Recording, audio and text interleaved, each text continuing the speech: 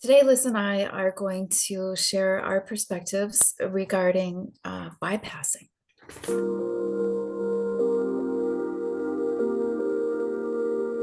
Hi, and welcome to Light for Life. If you are returning to our channel, thank you. We value and appreciate you. Our aim is to shine a bright light on your inner splendor and assist to connect you to your magnificence via what we intend to be enlightened sharing, potentially educational, and hopefully entertaining information, as well as encouragement for new perspectives. If you are new here, you are most welcome. We do hope that you will find our content highly beneficial and enjoyable. I am Liss. I'm a science of mind practitioner and a teacher of various healing modalities applicable to all aspects of the self and this life. And I am Lori. I am a holistic wellness researcher and educator. Welcome to Connections with Liss and Lori.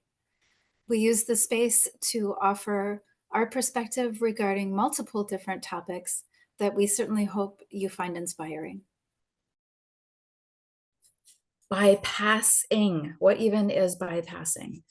Well, again, just my opinion, but my perspective of bypassing is somewhat synonymous with avoidance, going around, literally passing by things, persons, places, feelings, emotions, pains that we don't want to feel, we don't want to deal with, we don't want to address, and we just simply avoid.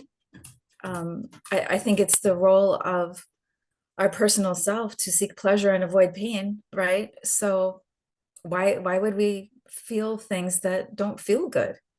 Why not just go around them? I don't want to deal with that stuff. That's not fun.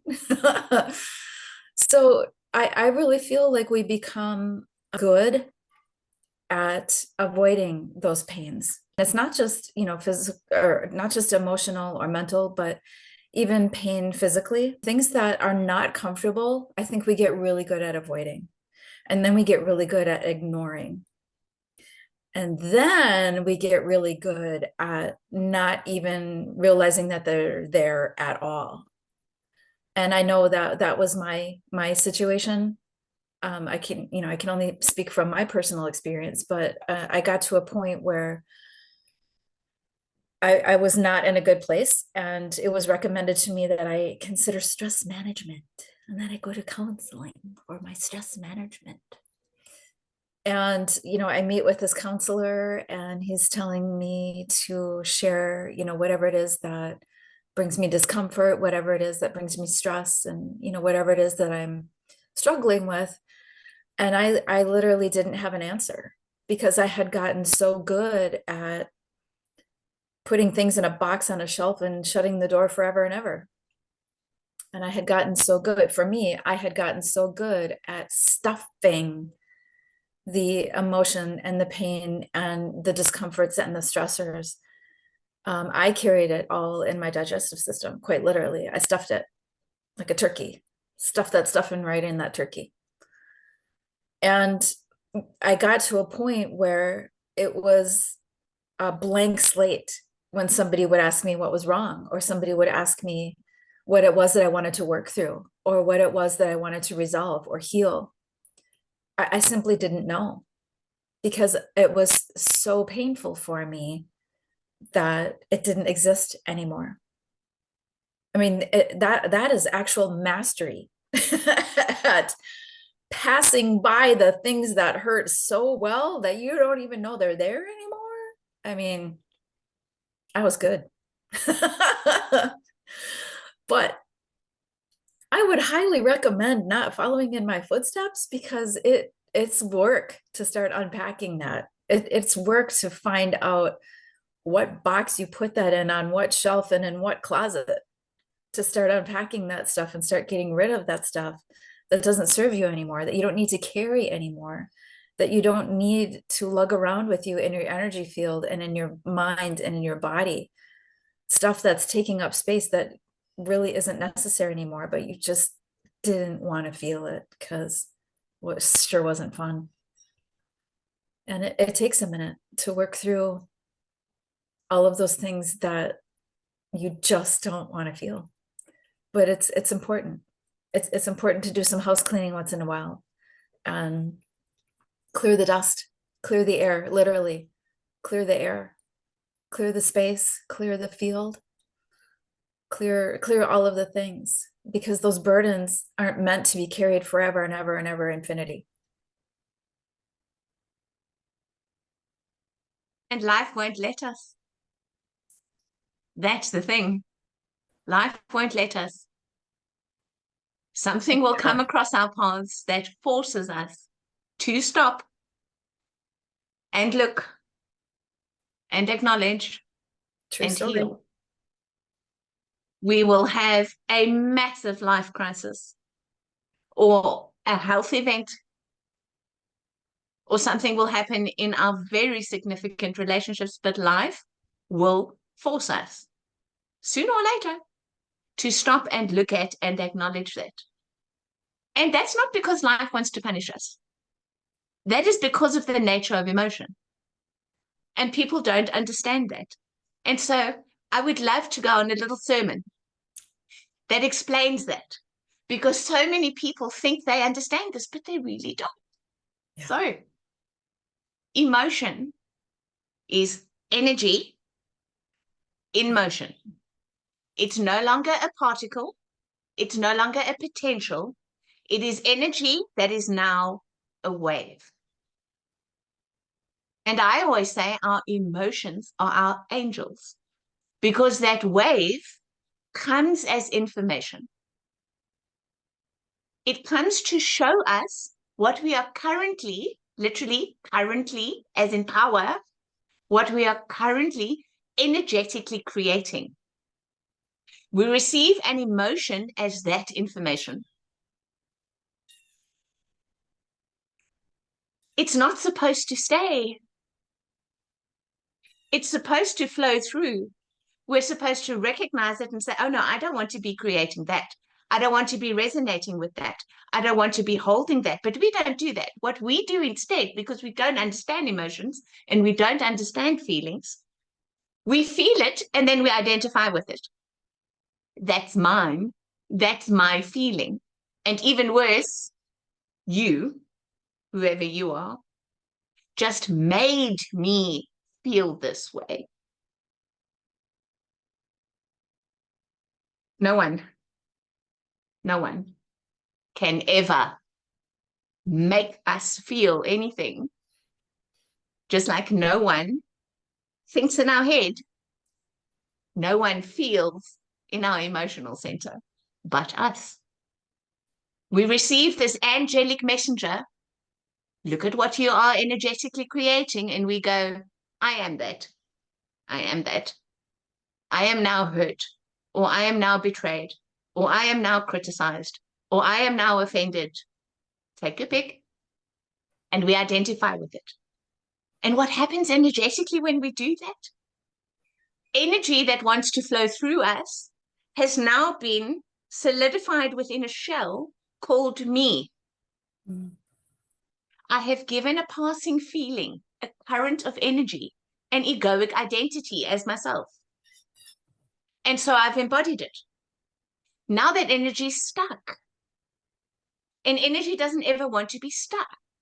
Energy is designed to flow. It's a current like the sea, currency. Emotion is like water. It's supposed to flow. But now we've saved it. And then, like you say, we don't want to deal with it. So not only have we embodied it, but now we're going to suppress that embodiment. Now we're going to deny that embodiment. Now we're going to repress that embodiment. So we're going to store it like this toxic little cell somewhere in our bodies. And the energy can't stand that. The energy is not designed to do that. Life wants flow. Life wants to transform. So sooner or later, when we've done that enough with the same emotion, life will bring us to the point that says, right, this energy has to out. This can't keep staying inside. It's causing damage. There's shorts, fuses are blowing, things are going wrong. This energy wants to leave. That's all an emotion ever wants to do, is pass through. But we identify and we hold on.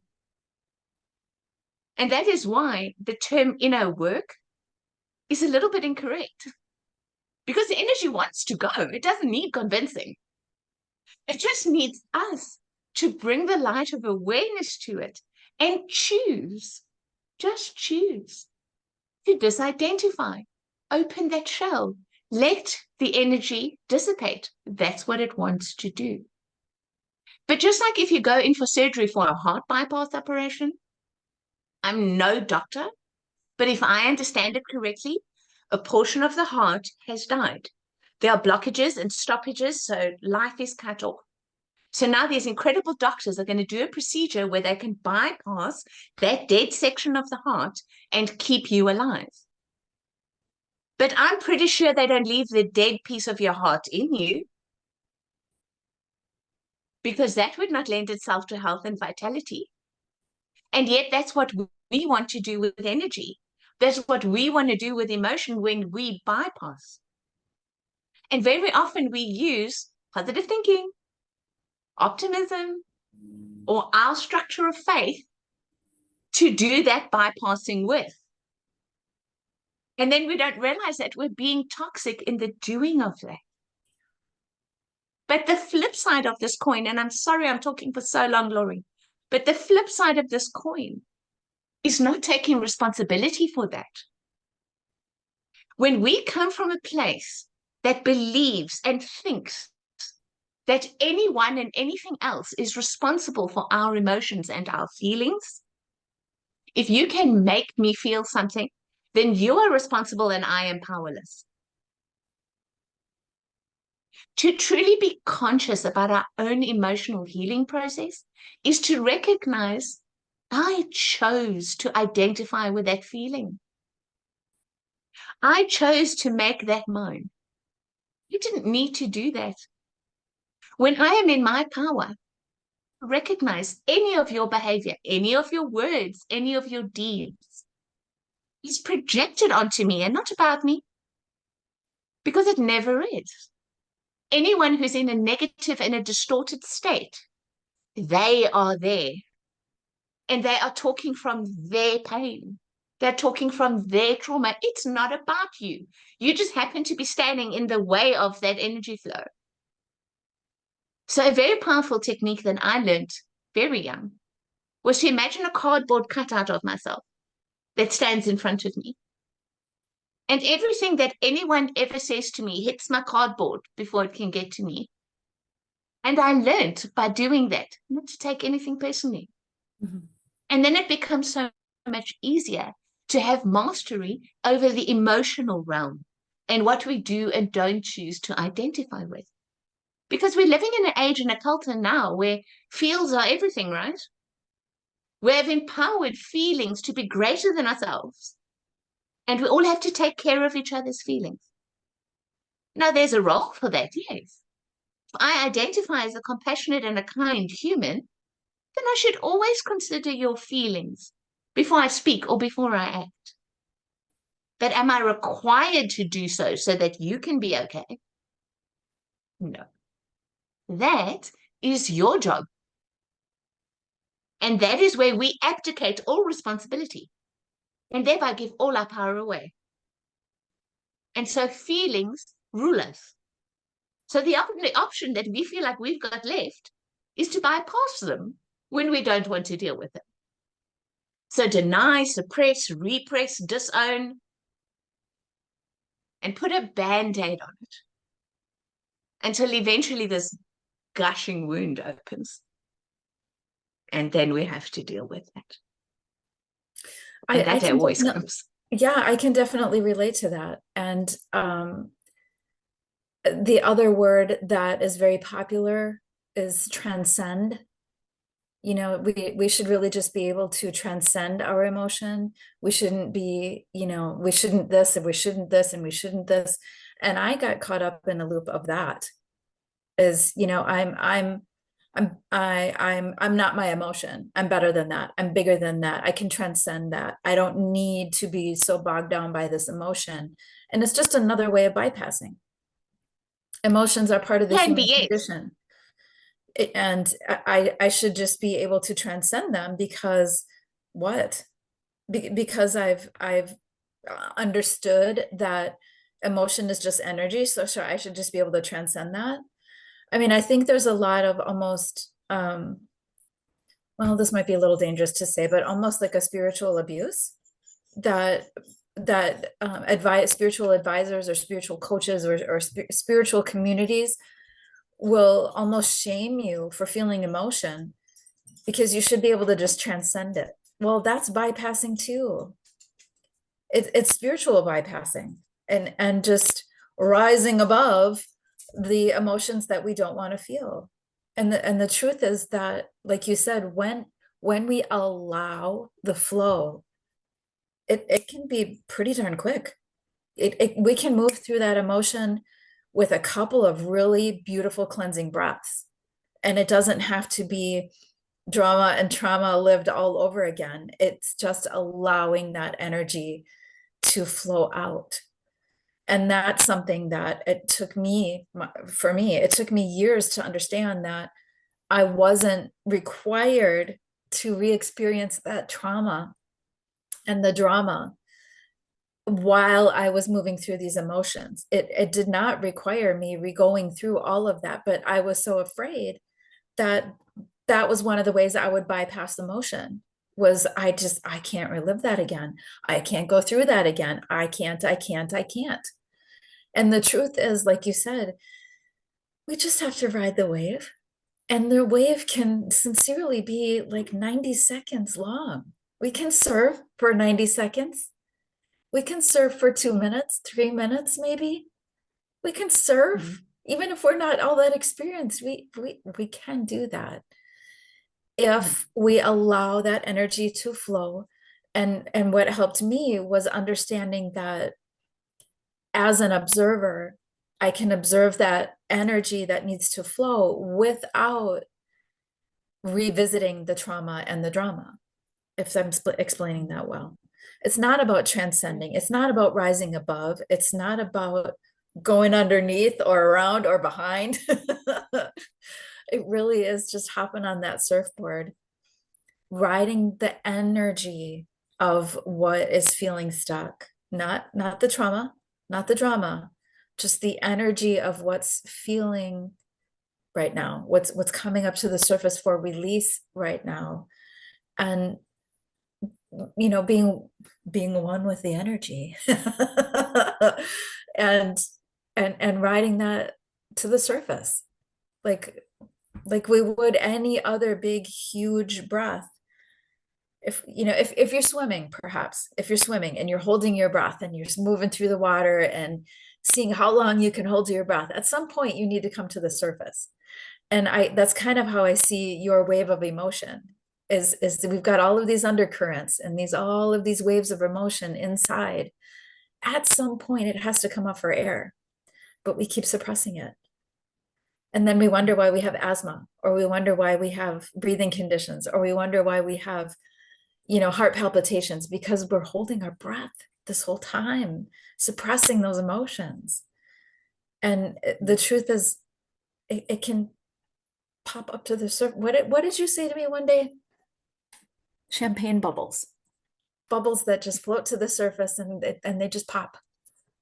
It really can be that simple. But And to me, go ahead. to me, that is true transcendence. Yeah. True transcendence is when we've ended the trance. So Wow. what does that mean? The trance is the illusion that we have believed as true. So to transcend is to transmute that energy into the light of truth. Allow it to be what it is. If we have trapped emotions, they are always valid because we've identified with them. No emotion is not valid. Once we've embodied it, it's ours. We have to own it. It was the process of identification that took place in the first place, where the trance was entered into, because now I've convinced myself that I'm something that I'm not. So to transcend this emotion truly is to first see it in the light of truth and then transmute it. When I've transmuted it, I've transformed it. It's no longer the illusion. It no longer has any power over me because I see it for what it is. And so that is transcendence, is when I realize I am so much more the other, the truth, in comparison to this emotion that I was making my identity. And so for me, that's what it's about. And your analogy is beautiful, yes. Breathe through it. Sometimes we have to feel an emotion for literally 3 seconds. Our problem is we think that we have to understand our emotions. We think that somehow mind is going to heal feeling. But feeling needs to be felt, even if we don't understand it. It needs to be felt because that is what the motion of the energy is. We're going to feel it as a feeling, and it's going to leave. It's going to flow through us. So sometimes we'll understand, and sometimes we won't. And that's okay. And that's the beauty of emotional healing processes. If you don't want to relive the trauma and the drama, guess what? You don't have to. You don't have to understand what this feeling is. Just let yourself feel it. Feel it for 3 seconds, for 6 seconds, and then let it go. Choose to let it go. Our freedom lies in disidentification. Thank you for connecting with Light for Life. If you appreciate reminders, please go ahead and subscribe to the channel so you can receive those notifications. If you would like to work with one of us, you can find our contact information in the About section of this channel. Yes, thank you for connecting with Light for Life. Please share your insights, your questions, and your comments with us in the comment section below. We value your feedback. And we really hope that we will see you for our next episode. We upload one every Thursday. Until then, bye-bye and be joyful. Until we connect again, we send you love and light.